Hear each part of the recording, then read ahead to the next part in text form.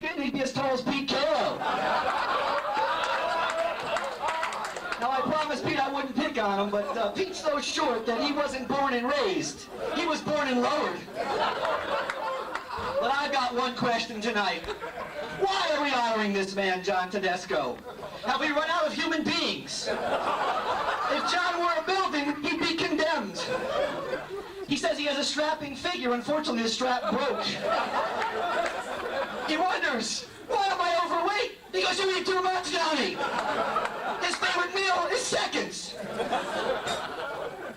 He enlisted in the Navy and served as an anchor. No, I'm just kidding. He's got more chins than a Chinese phone book. You know, this past year, Johnny was named Man of the Aftermarket. Gives you kind of an idea what year it was. You heard of Who's Who? Johnny's in Who's Through. He's a man who started at the bottom and stayed there. But he tells me he's a self-made man, which makes me ask this question. Why did he make himself that way? One thing about Johnny, he does have a lot of friends. Why, he has friends he hasn't even used yet.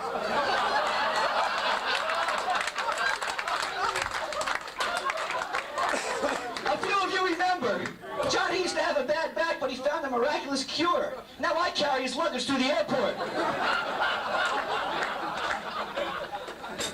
I know I shouldn't pick on him. Last year he had an operation, a talent bypass.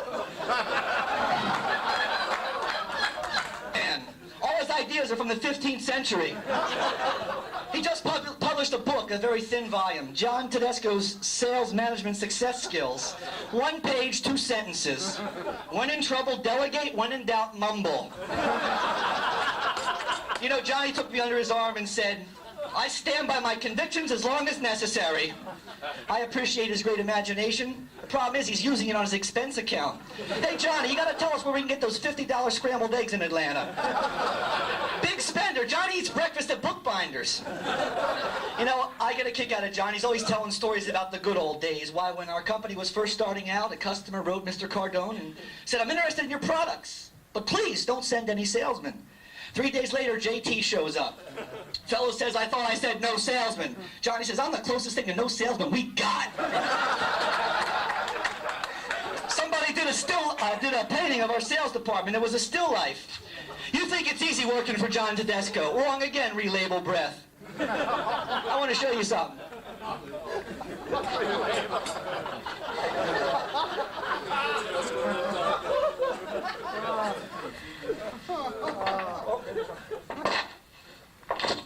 I won't say that Johnny, gives me headaches, but this is the size of aspirin I'm taking these days. I mean, he could give Excedrin a headache.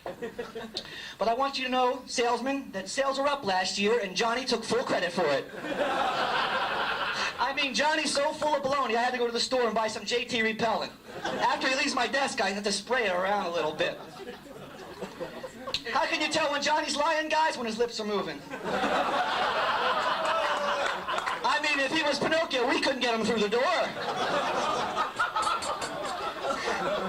Well, we want to honor JT tonight by giving this award. Unfortunately, it's broken like one of Johnny's promises.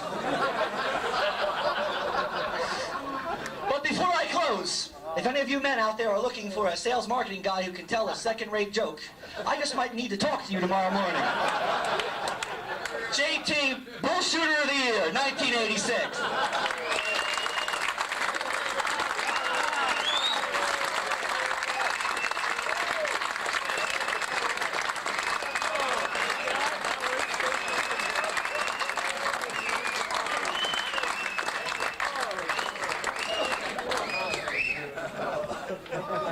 That's the last you'll see of Tom.